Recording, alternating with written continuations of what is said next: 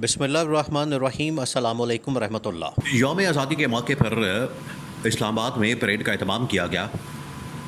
इस परेड के मौके पर army chief general Asim Munir भी मौजूद थे।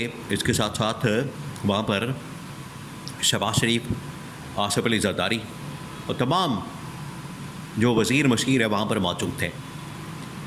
इवन के इस परेड के मौके पर एक बहुत ही ज़बरदस्त काम किया गया, वो ये कि मुख्तलिफ़ जो बरादर इस्लामी ममालिक है जिसमें अज़रबैजान भी शामिल है और ये वस्ती एशियाई रियासतें शामिल हैं, इनकी फ़ौजें भी इस मरतबा मौजूद थीं। वो भी बहुत बड़ी तादाद में अपना पूरा दस्ता लेकर पहुंची हुई थीं और वहाँ भी उन्होंने अपना परेड के अंदर उन्होंने भी शिरकत की, परेड की और उन्होंने बड़ा ज़बरदस्त तरीके से वहाँ पर अपना पावर शो किया।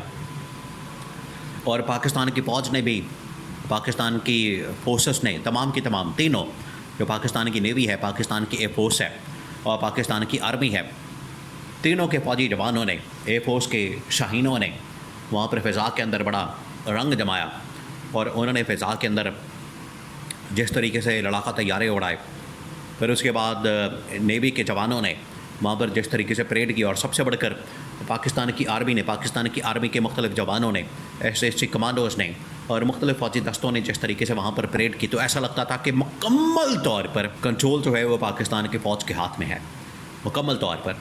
और तमाम के तमाम वहाँ पर जो फोर्सेस पाकिस्तान की थी मुकम्मल तौर पर कंट्रोल में थी और उन्होंने कंट्रोल संभाला होता। और पाकिस्तान की जो इंतज़ामिया है, जो ये हुकूमत की इंतज़ामिया है, हुकूमती अहदेदार हैं या हुकूमती अहलकार हैं या हुकूमती वज़ीर मशीर हैं, वो कहीं नज़र ही नहीं आ रहे थे, उनका कोई आता पता ही नहीं था। दो तकरीरें आसिफ अली जरदारी की जानिब से और दूसरी तकरीर, पहली तकरीर आसिफ अली जरदारी की जानिब से और दूसरी तकरीर शहबाज शरीफ की जानिब से की गई। अब ये जो तकरीरें की गई, ये ऐसा लग रहा था कि जिस तरीके से ये आखिरी तकरीर कर रहे हैं और इनको पता है कि अगली 14 अगस्त तक इनको मिलनी नहीं है। अगली 14 अगस्त तक ये पाकिस्तान में हुकूमत के ऊपर विराजमान नहीं होंगे। अगली 14 अगस्त तक इनके पास हुकूमत नहीं होगी। अगली 14 अगस्त तक ये हुकूमत से फारिग हो जाएंगे, तब इनके पास हुकूमत नहीं होगी। तब या तो ये अपोजिशन के अंदर बैठे होंगे, अपोजिशन के अंदर इनकी जमातें बैठी होंगी, ये खुद जो है ये लंदन के अंदर, दुबई के अंदर बैठे होंगे। ये बिल्कुल ऐसा लग रहा था और ये इनको पता है इस बात का। ये जानते हैं कि ये अब हुकूमत के अंदर बैठकर, इक़्तिदार के अंदर बैठकर और हुकूमती कुर्सियों के ऊपर बैठकर ये आखिरी तकरीर कर रहे हैं। आखिरी तकरीर इनकी जानिब से की जा रही है। अगली 14 अगस्त के ऊपर ये आपको इक़्तिदार में नज़र नहीं आएंगे, ये आपको पावर में और हुकूमत में नज़र नहीं आएंगे, जिसकी वजह से इनकी शक्लों के ऊपर 12 बजे हुए थे, इनके चेहरों के ऊपर 12 बजे हुए थे और साफ नज़र आ रहा था कि वहाँ पर जिस तरीके से मिलिट्री कमांड डोमिनेंट है, वहाँ पर जो मिलिट्री कमांड है वो बड़ी मजबूत है, बड़ी पावरफुल है और उन्होंने बड़ा कंट्रोल कायम कर लिया। उन्होंने वहाँ पर अपनी पूरी कमांड कायम कर ली है। ये इस बात का सबूत है, ये इस बात की दलील है कि आज पाकिस्तान के अंदर सही मानों में असम लॉ मौजूद है। देखिए, आप ज़रा इमेजिन करें, आपने सब ने ये 14 अगस्त की जो तकरीब है, फिर उसके बाद मॉर्निंग टाइम में, सुबह के टाइम में तोपों की सलामी है, फिर रात के टाइम में GHQ के अंदर, वज़ीर-ए-आज़म हाउस के अंदर, ऐवान-ए-सदर के अंदर तकरीबात हैं, उसके बाद एजाज़ों वगैरह की, अवार्ड्स वगैरह की तकसीम है और फिर उसके बाद परेड ग्राउंड में, डी चौक में, इस्लामाबाद में वहाँ पर परेड है। ये तमाम की तमाम तकरीबात का एहतमाम, उनका इंतज़ाम, उनके अंदर जिस तरीके से आनियाँ जानियाँ, वो सारी की सारी ये पाकिस्तान के मिलिट्री इस्टेब्लिशमेंट के पास थी, मिलिट्री इस्टेब्लिशमेंट के हाथ में थी, कंट्रोल उनके हाथ में था, जिसकी वजह से उन्होंने वहाँ पर अपने तरीके से, अपने अंदाज से ये तमाम मामलात को हैंडल किया, तमाम मामलात को देखा और अपने अंदाज से इस मामले को चलाया। इसके अलावा पाकिस्तान का वहाँ पर वज़ीर मशीर सिवाय इसके कि एक मेहमान के तौर पर बैठा हुआ था, ठीक है, मेहमान के तौर पर आ गया है, इसके अलावा इनकी कोई हैसियत नहीं थी। अब आगे जो आसिफ अली जरदारी की जानिब से, शहबाज शरीफ की जानिब से तकरीर की गई, उस तकरीर के अंदर क्या बातें की गई। देखिए, आसिफ अली जरदारी ने जो तकरीर की, एक तो इनकी जानिब से जो तकरीर की जाती है वो वही रटी रटाई लिखी लिखाई और वही उनके पास जो कागज़ का टुकड़ा आता है, जो कागज़ के ऊपर लिख कर दे दिया जाता है, वो पढ़ के सुना देते हैं।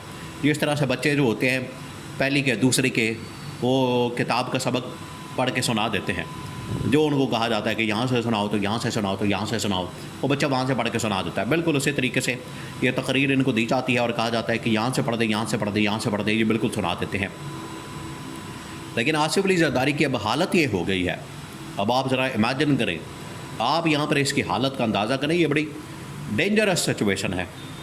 और आगे आने वाले दिनों के अंदर ये तब्दीली का भी एक पैगाम देती है कि आसिफ अली ज़रदारी अब लिख के पढ़ने से भी कासिर है, लिखा हुआ पढ़ने से भी कासिर है। वो जो लिखा होगा उसको भी नहीं पढ़ सकते सही तरह से, ना उनको समझ आती है, ना वो देख पाते हैं, ना वो सही तरह से खड़े हो पाते हैं, ना उनकी ज़बान उनका साथ देती है, ना सही तरीके से बोल पाते हैं।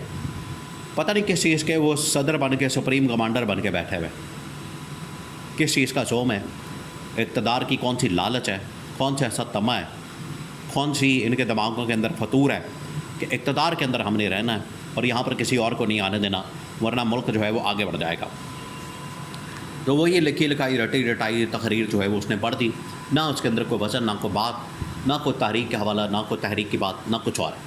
बिल्कुल उसी तरीके से जो शहबाज शरीफ है उसने भी ऐसे ही राह चलते जो उसको तकरीर पकड़ा दी गई, जो उसके हवाले कर दी गई, जो उसके हाथ में दे दी गई, उसने पढ़ पढ़ा के तो अपनी जान छुड़ाई और मौके से निकल गए। और ये दोनों की हालत ये थी, शहबाज शरीफ की भी, आसिफ अली ज़रदारी की भी हालत ये थी कि वहाँ पर ऐसे कि उनको ज़बरदस्ती बिठाया हुआ। अब आप यहाँ से कंपैरिजन करें इमरान खान के दौर का। इमरान खान के दौर में जब ये तकरीबात होती थी यौम पाकिस्तान पर, क़रारदाद पाकिस्तान के मौके पर 23 मार्च को या फिर 14 अगस्त को, इमरान खान एक तो पाकिस्तानी लिबास के अंदर मलबूस शलवार कमीज़ ऊपर वेस्ट कोट और पाकिस्तान के लिबास की तर्जुमानी, पाकिस्तानी अवाम की तर्जुमानी, एक तो ये। दूसरा फिर इमरान खान ने बड़े ही एक कॉन्फिडेंस के साथ, एतमाद के साथ, उसकी शख्सियत के अंदर वैसे बड़ा रोब है और तो ख़ुद से सारी बात करना, पाकिस्तान के मामलात के ऊपर, तारीख़ पाकिस्तान के ऊपर, तहरीक पाकिस्तान के ऊपर रोशनी डालना, ये इमरान खान पूरा एक खुलासा बयान करता था फिलबदी कंटेम्प्रेरी सिचुएशन में। ये नहीं कि इमरान खान को कागज़ लिख के दिया जाता था और कहा जाता था कि आप पढ़ते हैं।